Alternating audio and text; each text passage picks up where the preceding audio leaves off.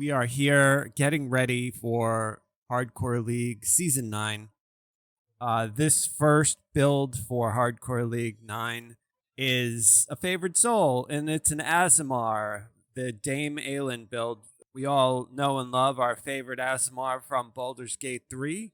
And so this build incorporates a bunch of features that I used in previous favored soul builds, plus it also adds to it what is very strong now in epics. This build is good from 1 to 32, using Greater Ruin in your epic destiny feat selections, which is very strong later on. Early game, they're also very strong. And there's a bunch of different ways to do it. If you are planning on doing Hardcore League Season 9, it is a redux of Season 3. I have the Season 3 rewards. You can see she's wearing the 1750 headpiece. It's gorgeous. The eyes are from the last Hardcore League. This is the Reaper cloak, and this Archonling is the Reaper pet. This is the Celestial mount. So I've got all the rewards there. They are certainly worth getting. Everything on this character is what you can get yourself over in the Hardcore League server. So the Hardcore League 3 was a 4-level split, meaning that at level 7 you could still quest at level 3. So that's what I'll be doing to test this build out. And also I got myself ship buffs. On Hardcore League, you likely will have ship buffs. I recommend you getting ship buffs. And I'll show you guys the build. So the build, I will have the build at level 32 posted. But the level up process for this is you're in Angel of Vengeance until you get to level 12, and then you jump in to Warsoul and grab Divine Intervention. You drop Angel of Vengeance altogether. The only reason we're in Angel of Vengeance is for the DPS from Sunbolt, but by the time we hit level 12, we will have enough DPS, and this Warsoul tree is very strong for Hardcore League. It's a melee-centered tree, but we're not going to focus on that. What we are going to do is grab the spell power, we're going to grab the defensives that we can get, and then we really want Divine Intervention, which will basically make you immune to death. Now, you can still die, but Divine Intervention helps with a lot of different things, and I may actually make a video just on Divine Intervention. But, for example, the quest with Garco, where he's in the gelatinous cube of death if you touch it, with Divine Intervention on, you can run into that gelatinous cube and you will not die. There are just certain effects that you are completely immune to with Divine Intervention on.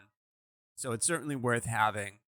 And the cast is once every 2 minutes. It lasts for 5 minutes, so that means that you can put it on yourself and an ally.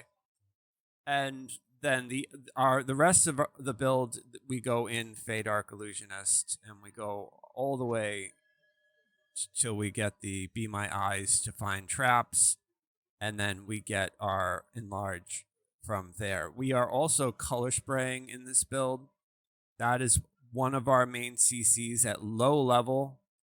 We're color spraying and sonic sound bursting using our sonic, meaning that when we originally took our skills, we put 1 point in perform.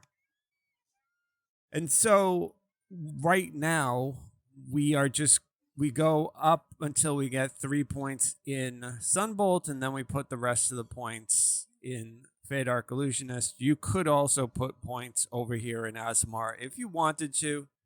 However, the end of the build does not. We wind up with 41 points here, 31 points here, and I believe we take all of these to get our extra lay hands. Right now we have 2. We're doing an Aasimar because Dame Aylin from Baldur's Gate 3 is an Aasimar, and she kicks butt, so we're charisma based.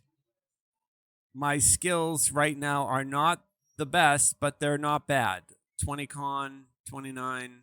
I would like that to be 30, but not going to worry about it. And so what I thought we would do, since these Salt Marsh quests are level 3,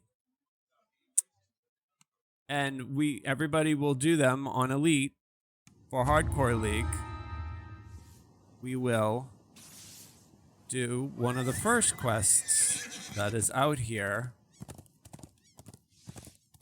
And we'll just get a sense of how easy this content is or how difficult it is on Elite at level 7. You may say, hey, well, you're running around in a full Feywild set. But a lot of people will make alts and farm for gear to use, which is what I certainly recommend for the Hardcore League. It's certainly worth farming for the Feywild gear, because the Feywild gear is just so phenomenal. You can wear it all the way into epics. So we are going to throw down some buffs. Now I don't need Night Shield because I have my familiar, which gives me You've Got My Back. But when I cast it, I gain more MRR. I've got Bless. I don't need spawn screen for this because there are no undead that will sap my strength. But if there were, I would throw out spawn screen. Spawn screen won't keep you alive. However, it will keep you from turning into a wraith if your strength goes to 0. Now, I'm going to use my CC on these guys and then my AoE. My AoE is Sound Burst. And then hit them with, my DPS spells. Which is primarily, and it's hitting very hard. It's doing really good damage. The next biggest spell we want. So you take Searing Light as soon as you can get it, because it hits reasonably well. We're using Sunbolt as our DPS. We have this Empowered, Maximize, and Quicken. We only have Searing Light Quicken because it would just go through too much mana if we did. We have our Sound Burst Quickened. Again, it's not that I don't want to apply the meta magics to them. It just would be too expensive. So unless you have really deep pockets and you want to drink, a ton of spell point potions, I don't buy any spell point potions on Hardcore League. I just basically play with what I can loot from the game itself. So, but you can see our damage is really, really sufficient, and our CC is solid. We're hitting these things for quite a bit. I just CC'd all of them. Now I can blast them. And the damage is just really, really strong. Like, this is the build that I normally play during Hardcore League, and it's just extremely satisfying. The one thing to consider when you're leveling up, you can take a boost to either your hit points or to your spell points. I normally like to take the spell point one, but for the purpose of this video, because most people will take hit points on Hardcore League, I took hit points. But to be really honest with you guys, I would probably sacrifice the extra 20 or so hit points that I got and take the spell points, just because you do so much nuking on this build. I'm not sure if that was lag or... Yes, it's lag. Yes, because I can't move.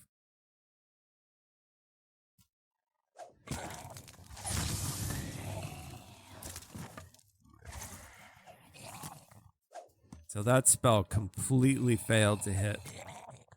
I'm assuming that there's just a lot of lag because I cast and nothing at all happened. All right, let's get this Arcanist. The fisher folk Okay, thank you for saving them. They point to an eerie glow in the distance to the west. We're at 37%, and we really need a shrine. So we'll see how we do. I may actually have to try to really group these mobs up because I'll run out of mana. Okay, there we go. Now I'm just gonna sound burst them all to death. One more sound burst ought to do it. There we go. And when that fails, I'm going to swing my...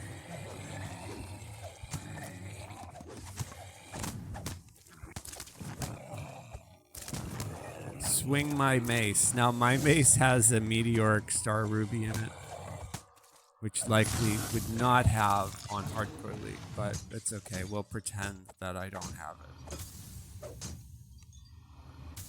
So, I want to gather them all up to try to conserve my mana, keep moving, and color spray them, and then sound burst them.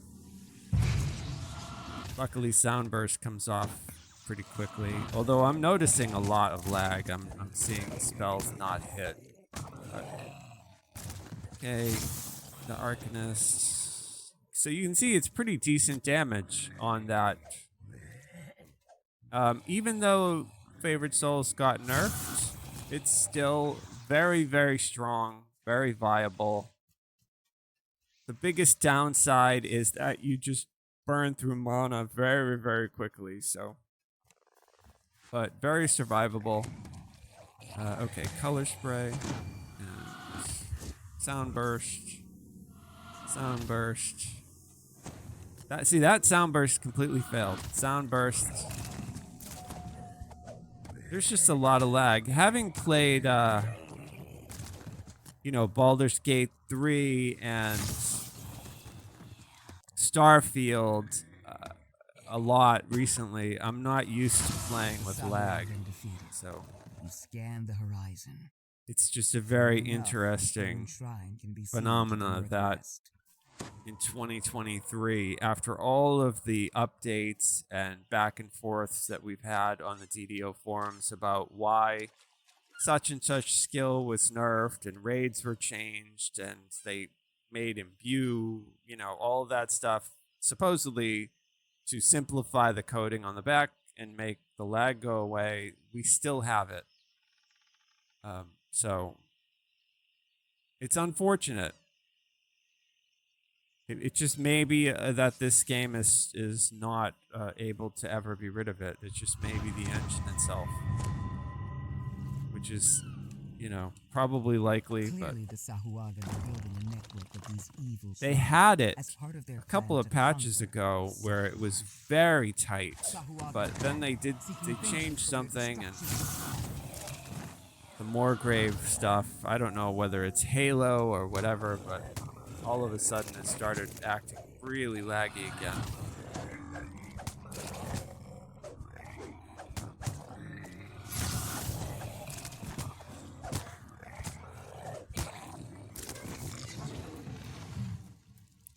Okay, I'm going to group everything up.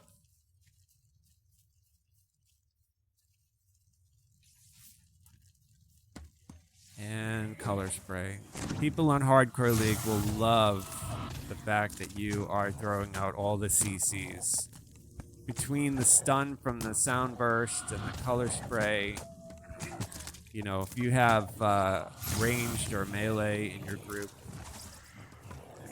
they will be very thankful. You can see that Searing Light hits really hard. for a spell that's not maximized or empowered, it does really well.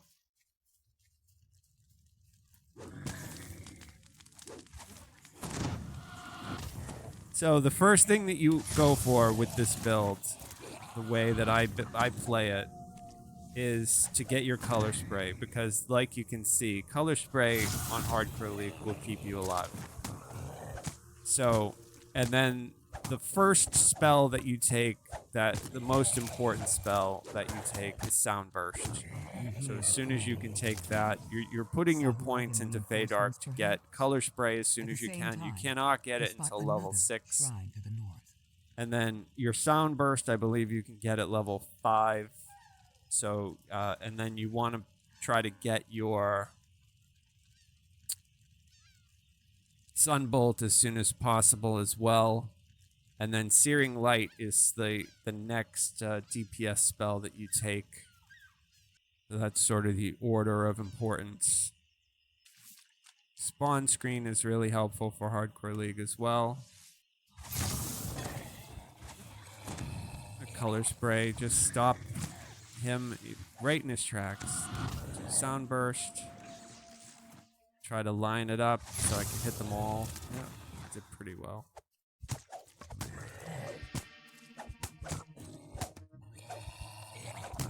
I'm using my weapon because I'm trying to save mana.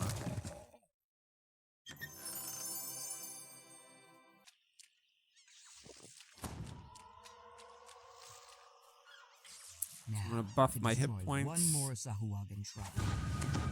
Don't see any more nearby. And wait for them to spawn and group them together. The 4-level split makes it a lot easier questing on Hardcore League. People will complain on the forums about how it's supposed to be difficult and how having a 4-level split is so much easier than 2 levels. But difficulty aside, because you can see at level 7, this level 3 quest on Elite, it's not a super challenge, although I would argue that the lag, it doesn't matter if I die on a live server, but you can see I am casting spells and nothing is happening because of the lag. Like on Hardcore League, if you got in one of these lag bubbles, you could actually, your character could perish and you wouldn't even know it. So I like the 4-level split for that reason, but there's an even bigger reason why I believe that the 4-level split is the best for Hardcore League in DDO, and that is because of grouping. When you have an LFM up for a quest, many more people can join and quest with you if it's a 4-level split as opposed to it only being 2 levels. What 2 levels does is it severely reduces the population of people who can quest with you, because the people who do quest with you have to be not only 2 levels near the quest, but they also have to be able to hopefully contribute to your overall success. And on Hardcore League, a lot of people don't farm for gear, so it just is a lot harder to complete quests on Elite or Reaper with only a 2-level split because of the way that I got an anchor chain. I mean, you see, this is great. So, like, that is a great piece of gear for Hardcore League, the anchor chain. But, with the lag and the population, even though the population of Hardcore League is swelled, the population of DDO in general is not. So sometimes what I mean is you can put an LFM up and sit around for an hour and nobody hits it. Usually on Hardcore League, that's not the case, but with only a 2-level split, that usually is the case. So I like the 4-level split because it just makes questing a lot faster and more fun, because you can find a group easier. It's a lot less stress, especially if you're going for 5,000 favor. 5,000 favor is a lot of time, the commitment. Not only is it a commitment to get yourself geared up, but there's just a lot of quests that you have to do for 5,000 favor. So I like the idea that going towards that large goal of 5,000 favor, you can get help by having a lot of different people be able to jump in and out of your LFMs, because at level 7, you can still get in level 3 quests. So it just opens it up for you to just do an awful lot. And the other thing about Hardcore League Season 3 was that at level 8 and level 16, you get extra lives. So we should see a lot of competition for the leaderboards this season, where people compete to do every quest and raid in the game. Because they can do the shroud, they get an extra life token. So you technically wind up with 3 lives by the end if you don't die at all. So you could spend 2 of them doing a raid or the shroud or something like that, and then still be on the leaderboard. You're not knocked off the leaderboard unless you die 3 times at level 32, right? So interesting to see. I have this build posted. This is the build that I played in Hardcore League Season 3, and it's still very strong. The addition of Ruin and Tower Shields to it only makes it stronger. I have more builds coming for you guys. I'm going to get you a bunch so you can plan your Hardcore League, and I will see you there. Feel free in game to hit me up if you want to join the guild, or if you want to just say hi, and then I comment in the video below if you have any suggestions, or maybe you have any additional info. Maybe you play an ASMR favorite soul and there's something that I should know about the racial tree or whatever. Maybe you really like Angel of Vengeance. The reason we don't use this is the tree that got nerfed, by the way. This used to give you a lot of boosts to your DPS, and now they don't, so we don't even mess around in this tree. It's not worth it. The War Soul is just a way stronger tree now. So hey there, thanks for watching. To support the channel and help, please like the video. It also helps a lot with YouTube if you subscribe to the channel. It will help me to make more content if you do. Another way to support is to donate through my PayPal. If you play DDO or are looking to play Dungeons & Dragons Online Hardcore, there's one place you need to be, and that is my Death Smile Hardcore Discord. It is a Discord community created for players of Hardcore DDO. Everyone is welcome. The server is open to everyone, and we are getting close to 1,000 members. On the server, you'll find lots of helpful information and easy access to notes, builds, other players who are looking for groups and who are talking about different quests and how to complete them safely. You may also be a streamer, and you can request from me a streamer role, and I will give you a streamer rank and a custom channel for you to link your content so viewers can find you. We have discussion channels for all things hardcore, what quests to skip, what quests give the best loot, what builds are good for what, and if you are looking for any help, it is a great place for resources. The link is in the description below.